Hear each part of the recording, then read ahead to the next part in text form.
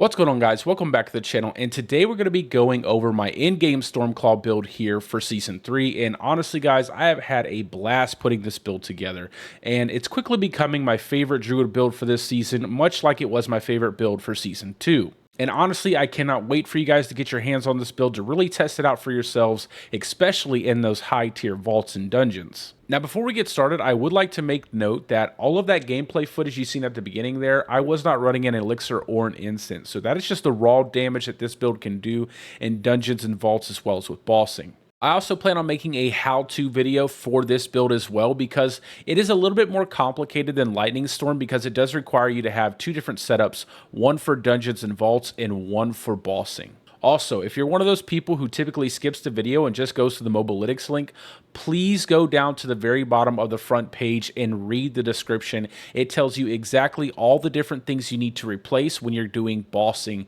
as opposed to dungeons and vaults. And I will go over that here in the video, but it will be a little bit later into the video. Also, I would like to go ahead and give a big thank you to Micah, Super, and Kettle. We did some Duriel rotations last night, and I finally got my hands on a pair of Flicker Step boots, which meant that I was actually able to bring you guys a Stormclaw build a little bit early than I expected to. But with all that being said, let's go ahead and talk about the build. So as always, let's go over our assigned skills first. So we have Claw, Poison Creeper. Then we're using Earthen Bulwark to maintain our Unstoppable buff. Then we're using Hurricane for a little bit more damage reduction here. Then we have Petrify because I really love this ultimate. And then last but certainly not least, Debilitating Roar for that massive damage reduction. On our Spirit Boons, we're running Weariness on the Deer. We are Spirit Bonded into the Eagle, and we're using Scythe Talons as well as Avian Wrath, which is a no-brainer. Then on the Wolf, we are using Pack Leader to reset our Poison Creeper faster. And then on the Snake, we're using Calm Before the Storm so we can use our Petrify as much as we possibly can. Now onto the equipment, and this is currently set up for doing dungeons and vaults. However, I will go over the bossing setup when we get to the bottom of the page. But let's go ahead and go over this stuff first. So for the helmet, we're running the Juggernauts aspect. You guys already know how I feel about this aspect. It is insanely overpowered, and I honestly hope they never nerf it because I absolutely love it. It makes getting to armor cap so easy, and you can invest in more damage reduction affixes on other pieces of gear. Then for the chest piece, we're running the Symbiotic aspect because this is a Nature's Fury build, so we definitely want to get that cooldown on our non-ultimate skills.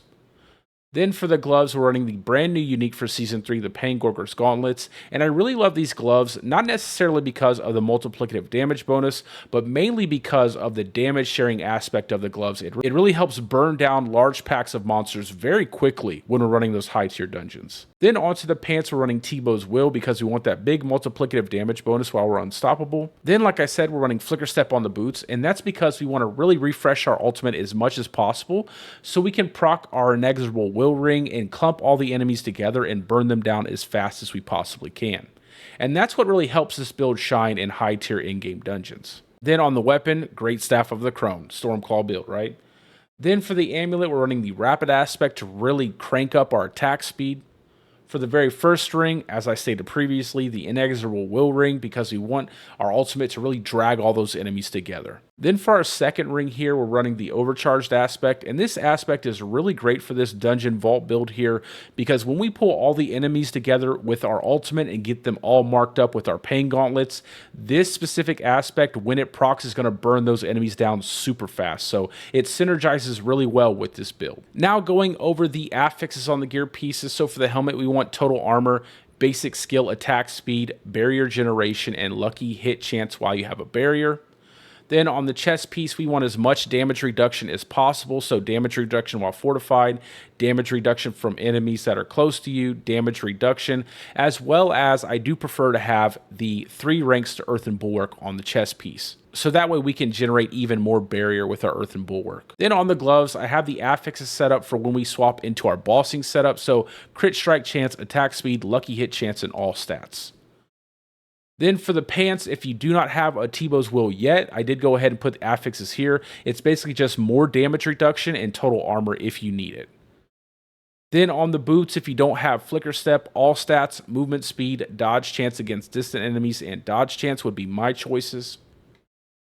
Then on the amulet, I like ranks of all defensive skills for more Earthen Bulwark ranks, movement speed, dodge chance, and ranks to the Envenom passive. Then for both rings, and obviously this includes when we're not running the Erida's Inexorable Will ring, we're using crit strike chance, lucky hit chance, and damage to close and damage to distant enemies, so that way we buff up our Thunderstruck legendary node. Down to the gems, we're running emeralds on the weapon, rubies on the armor, and a mixture of diamonds as well as skulls on the jewelry pieces, depending on whatever you need, whether it's armor or resistances. Then for our Seneschal construct, we're running Tempest because of its high attack speed. Then we're also using the Fortify support to reliably generate some Fortify. Then we have the Efficiency support to give us that big crit buff. And then the Arcing support just to hit a bunch of enemies. Then we're running Flash of Adrenaline for that multiplicative damage bonus.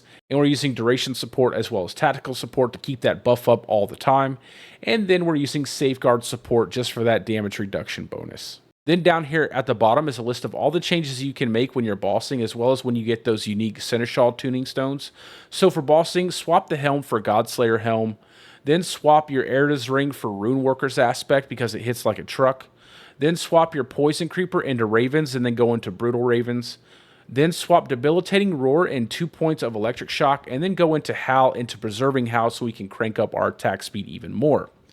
And then, like I said, the Seneschal Tuning Stones, when you get the Evernight unique, swap it into the Arc support slot. And when you get Genesis, swap it into the Safeguard support slot. Also, like I said at the beginning of the video, I will be making a how-to guide showing you guys how I actually set everything up and my rotations when I'm going up against bosses, as well as how to use this build in dungeons. Now for our skill tree, and we're just going to go over this pretty quickly. So 5-point Storm Strike into Fierce Storm Strike.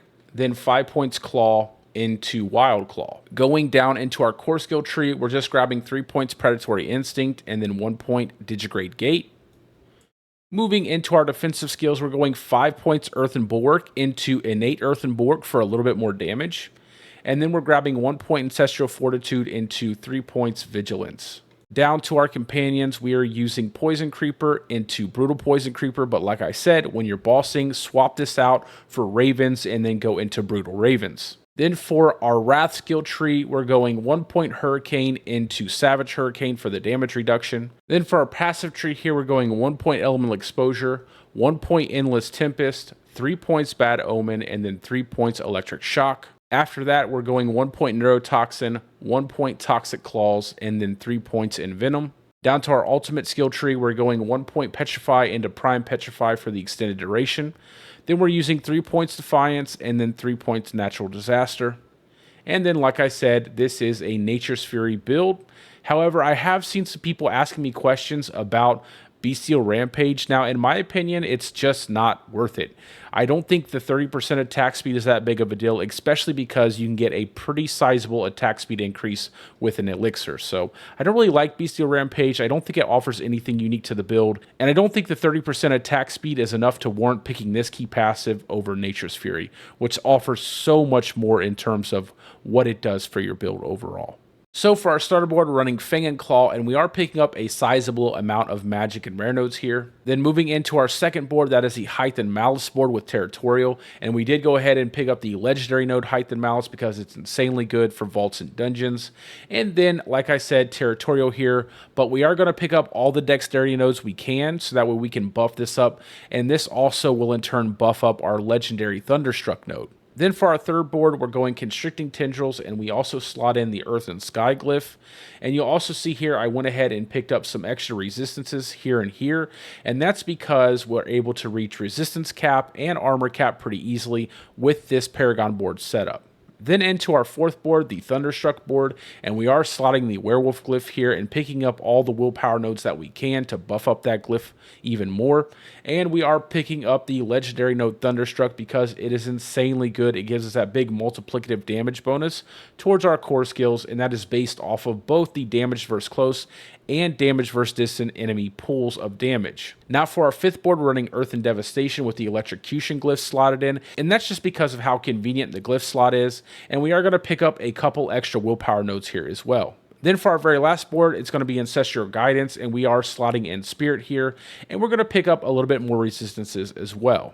But that's really it for the build video, guys. Like I said, I had a lot of fun putting this thing together, and honestly, I think you guys are going to have a blast playing with this build in Season 3. Now, if you do have any questions, go ahead and post them down in the comment section below, and I will answer them as I see them. Also, I have been trying to stream more consistently, so if you do have any questions and you want to pop on by the stream, feel free to do so, and I will answer any questions regarding my builds. There will be a link to my Lightning Storm build as well as the Uber version of my Lightning Storm build down in the description of this video.